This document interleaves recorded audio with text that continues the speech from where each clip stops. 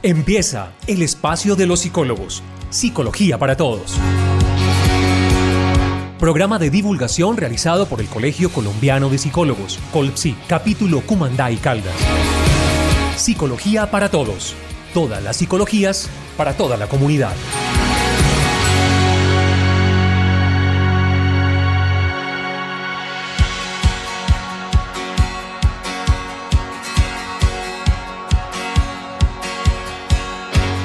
Hola, soy Mónica Tavares, presidente del capítulo Cumandá y Caldas, y hoy continuamos con las estrategias de atención para los niños en casa. Iniciamos nuevamente con nuestro colega psicólogo John Jairo Manrique, quien nos ha estado acompañando acerca de la atención de nuestros hijos y nos está orientando acerca de diversas estrategias que podemos tener. Estamos en Psicología para Todos.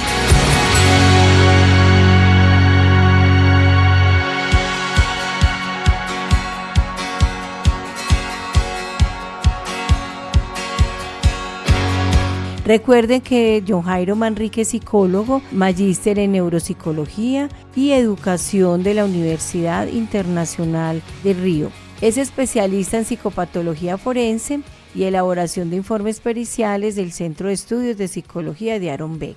Mónica, muchas gracias por esta invitación y continuar con el tema que habíamos dejado un poco inconcluso en el programa anterior.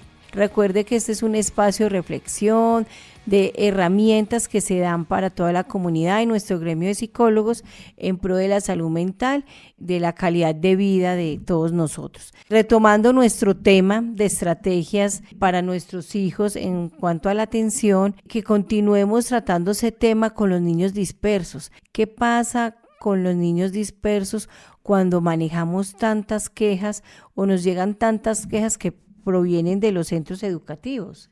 Habíamos hablado anteriormente acerca de esas pautas iniciales en casa, ¿cierto? Donde había que generar esas normas, reglas, jerarquía y que también habían esas estrategias de estar presente, o sea, saber ponerle cuidado a los hijos, de sorprenderlos cada día, o sea, esas estrategias de poder nosotros llamar la atención de ellos, de tomar ese tipo de enseñanza y esa motivación como un juego para que ellos pudieran estar presentes. Posteriormente, en muchos casos se nos empiezan a hacer esos llamados de atención por parte de los educadores, de los cuidadores, algunos en centros infantiles, y ahí es donde nosotros debemos hacer ese enlace familiar educativo para poder trabajar en conjunto y ver cuáles son esos problemas que nos están reportando. Como es el hecho de decir que, vean, lo que pasa es que su hijo se levanta mucho de la silla, su hijo no deja dar clase, su hijo no aprende, y vienen esos momentos en los cuales, con el apoyo de los educadores, nosotros como padres de familia debemos buscar más allá de si lo que está fallando es la educación familiar o nuestros hijos pueden tener un problema ya de otro tipo más fisiológico. ¿Cuáles son esas alteraciones comportamentales que podemos nosotros observar? De pronto puede haber algo neurológico allí frente a esa dificultad de atención del niño. Como habíamos dicho, entonces existen los dos factores. Uno, pensar si pudo haber sido error en la educación inicial en la casa o si es factor neurológico.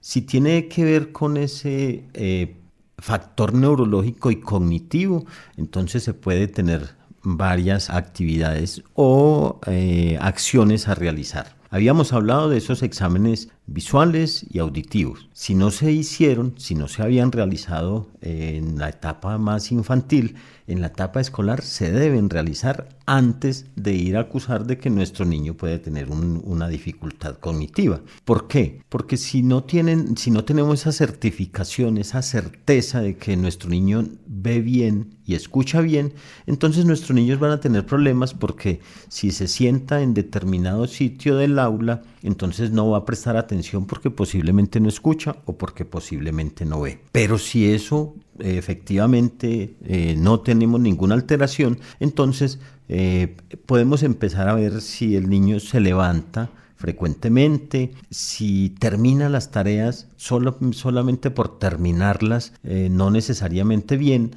sino con el fin de ir a, digamos, la palabra para ellos es ayudarle a otros niños, pero están entorpeciendo una clase. Aquellos niños que les hacen bullying, ellos no hacen, pero en su momento puede responder.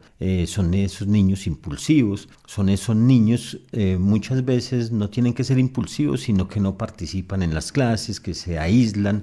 Entonces, esos son algunos de los reconocimientos que nosotros tenemos que ver y que los profesores o los docentes o los educadores o los cuidadores nos podrían colaborar diciéndonos qué es eso. Y no simplemente la queja de que su niño es muy cansón o que su niño no se adapta, porque ya eso nos Sí, porque lleva a eso lo es mismo. un indicador, una constante de que siempre entonces van a acudir al padre de familia refiriendo de las dificultades que tienen con su chico, que porque molesta al otro, porque como tú lo dices es muy cansón, se le ha llamado varias veces la atención, hasta lo anotan en el observador que llaman en el colegio, que lo llevan el mismo docente y pasa el reporte al coordinador de disciplina. O simplemente lo que muchos educadores hacen es saltarse, digamos, ese conducto regular de decirle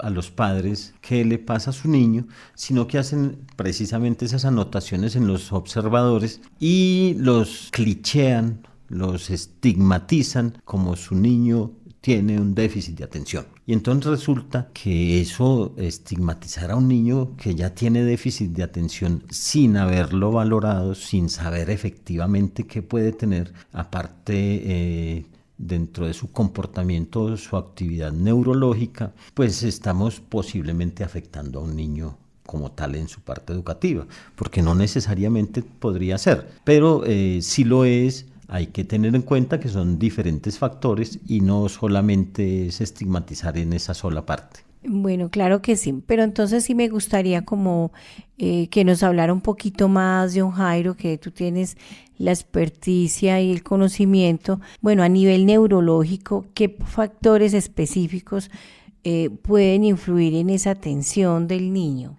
Bueno, podríamos hablar de algunas alteraciones cognitivas, como podría ser un trastorno de déficit de atención. Esa parte es más específico en niñas, o un trastorno de déficit de atención con hiperactividad, que es más predominante en niños, o digamos esa parte mixta puede ser un trastorno de un síndrome de Asperger, o posiblemente un autismo, o posiblemente solo una disminución de la velocidad de procesamiento de la información, que esos son factores que nos dificultan, nos debilitan y disminuyen la capacidad y calidad de aprendizaje de los niños. Y nosotros como padres de familia que desconocemos todo este tipo de cosas, ¿qué podemos hacer en casa mientras les dan la atención a nuestro chico? Podríamos, factores, el tiempo en la radio es muy corto, pero algunos factores generales. Por ejemplo, observemos si nuestro niño es muy impulsivo, observemos si cuando le servimos el alimento a los niños, el niño se mete una cucharada a la boca, va y le da vueltas a la casa, vuelve otra vez, se da otra cucharada. Observemos si el niño no es capaz de esperar, es impaciente. Observemos si el niño tiene alteraciones al dormir. Observaciones como esas, observar si el niño puede tener algún movimiento repetitivo, ¿cierto? Como de balanceo de cabeza, como babear, como problema inclusive para que se le acerquen otras personas. Entonces, cuando nosotros empezamos a observarlo desde un punto de vista objetivo, no desde ese punto de vista como papá, no, lo que pasa es que es muy cansón y no se puede estar quieto. Esas observaciones son muy importantes para referírsela a un profesional que posiblemente le va a brindar la atención y nosotros ya sabríamos. Pero la observación es muy importante desde el entorno familiar para saber qué puede tener. O cuando uno puede observar en los chicos que les da como esa ira y se contienen y lo que hacen es de pronto con sus juguetes, en su cuarto, dar golpes o tirar las cosas, Eso. golpes en la pared. Correcto, sí, Cuando son señora. esa serie de conductas, entonces, ¿qué puede hacer el padre de familia? Bueno, eso, y qué importante eso, porque vea que eso son actividades que no necesariamente tienen que ser neurológicas, pueden ser educativas, ¿no? Desde el mismo hogar.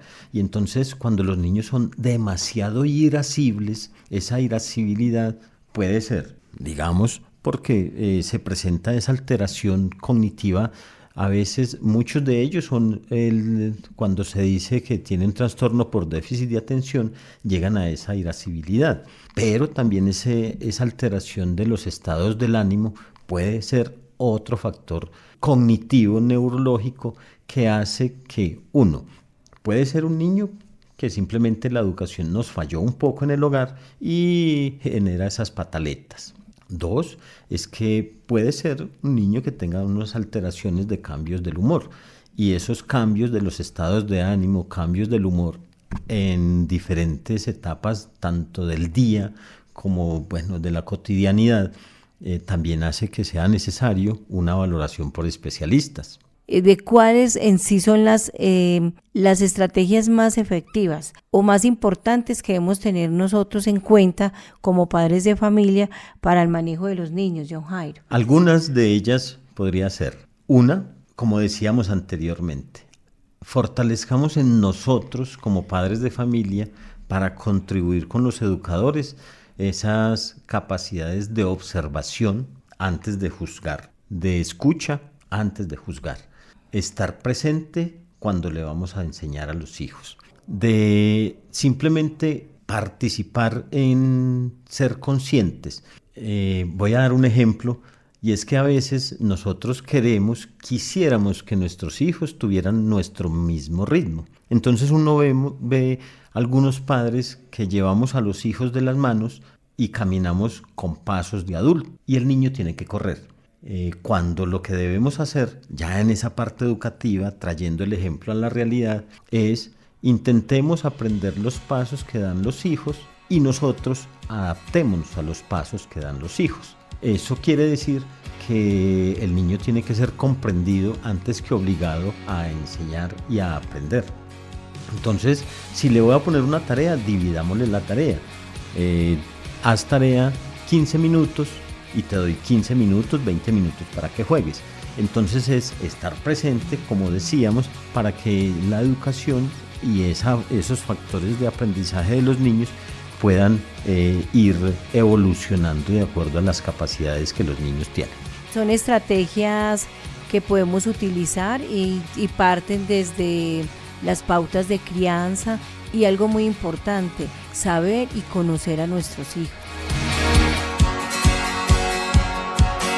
Aquí termina el espacio de los psicólogos. Psicología para Todos. Programa de divulgación realizado por el Colegio Colombiano de Psicólogos, Colpsi, capítulo Cumandá y Caldas. Psicología para Todos. Todas las psicologías para toda la comunidad.